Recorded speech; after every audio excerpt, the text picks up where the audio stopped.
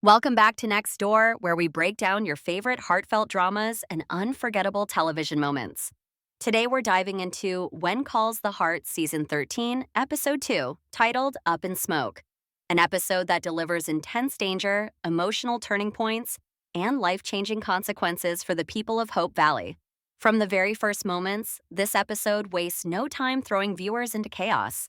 A rapidly spreading wildfire erupts in Goldie National Park, instantly putting the town's children and the entire community at serious risk.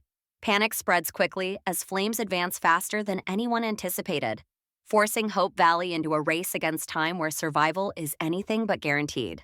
This episode is packed with urgency, bravery, and quiet emotional beats that remind us why, when Calls the Heart continues to resonate so deeply. Let's break it all down. The danger begins when a fast-moving wildfire tears through Goldie National Park, trapping several children in its path. Without hesitation, Nathan, Bill, Joseph, and Oliver rush into the thick smoke to find them. Visibility is poor, the air is heavy, and every decision feels life or death. They quickly manage to locate Opal and Allie, bringing a moment of relief. But the crisis is far from over. Toby and Cooper are still missing, somewhere deeper in the park. With no time to waste, Nathan and Joseph push onward, climbing toward the North Ridge, while Bill and Oliver escort the girls back toward town. Even as smoke burns his lungs and exhaustion sets in, Bill refuses to stop. Recognizing that this fire could overwhelm Hope Valley entirely, he sends Oliver ahead to gather volunteers and organize a fire brigade, knowing the town will need every able hand it can get. Thankfully, the missing boys are eventually found alive. The rescue brings an emotional moment as viewers are introduced to Toby's mother for the very first time, adding a deeply human layer to the unfolding disaster. As strong winds whip the flames into something even more dangerous, officials make the difficult call to fully evacuate Hope Valley. The order hits hard. Families gather at the visitor center, holding on to one another as they prepare to leave everything behind in a single caravan. For Lee, the loss is especially devastating. News arrives that Goldie National Park has been destroyed, and with it, Rosemary's beloved playhouse, a symbol of joy and creativity. The heartbreak is palpable, reminding us that even when lives are spared, something precious is always lost. Amid the evacuation chaos, Nathan updates Lucas that Edie has rushed back to her ranch. Her horses and livestock are still there, and the fire is closing in fast. Without pausing to think twice, Lucas mounts his horse and rides straight into danger. Together, Lucas and Edie release the animals, giving them a fighting chance to escape the flames. It's a quiet but powerful moment, one that shows Lucas's instinct to protect even when no one is watching. Just as the evacuation caravan prepares to leave, the situation takes a sudden turn. The wind shifts direction, pushing the fire away from Hope Valley. Mayor Coulter calls for everyone to stand down. For now, the town is safe, but relief doesn't last long. The fire is now heading straight toward Benson Hills, home to Mike's sisters and their families. Without hesitation, Mike and May rush a fire pump toward the endangered town, joined by Henry. The danger may have passed Hope Valley, but it's far from over. Back in Hope Valley, the community springs into action once again, this time preparing to shelter evacuees.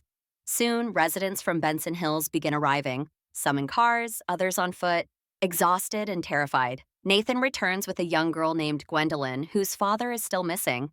Her fear and determination cut deeply. She refuses to leave without him. Meanwhile, Bill suffers another severe coughing spell, a reminder that the fire has taken a toll on him physically.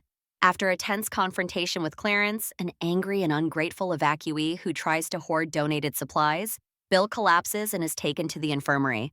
When Clarence refuses to cooperate, Oliver steps in, arresting him and escorting him to jail, a defining moment that shows how far Oliver has come. In the middle of exhaustion and uncertainty, something beautiful happens.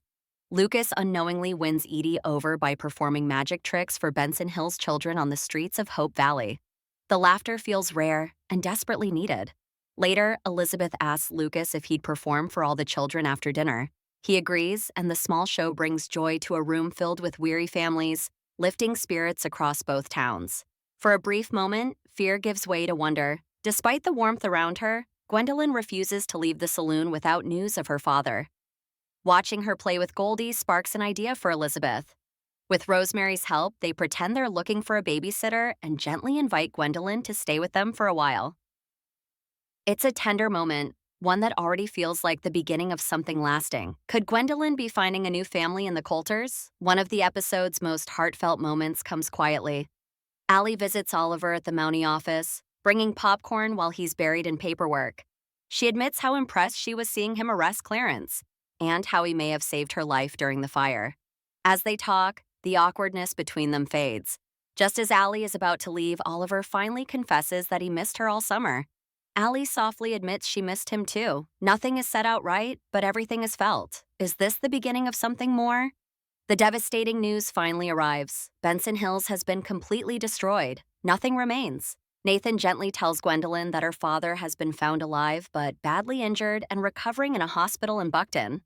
Due to infection risks, she can't visit him yet, but he survived. And for now, that's enough. In a quiet moment alone, Elizabeth unpacks familiar items. Little Jack's baseball glove, treasured photos, and memories of a life she once imagined. She reflects on how much has changed. Her journey has been shaped by loss, resilience, motherhood, and survival. This disaster nearly took everything, but it also reminds her of how strong she has become. The episode ends with tension still simmering. Lee gathers Bill, Nathan, and Lucas, sharing his belief that A.J. McGinty may be responsible for the fire. Nathan urges patience, promising the truth will come out. But Lee is determined. He won't let this go until justice is served. Up in Smoke delivers everything. When calls the heart do the heart does.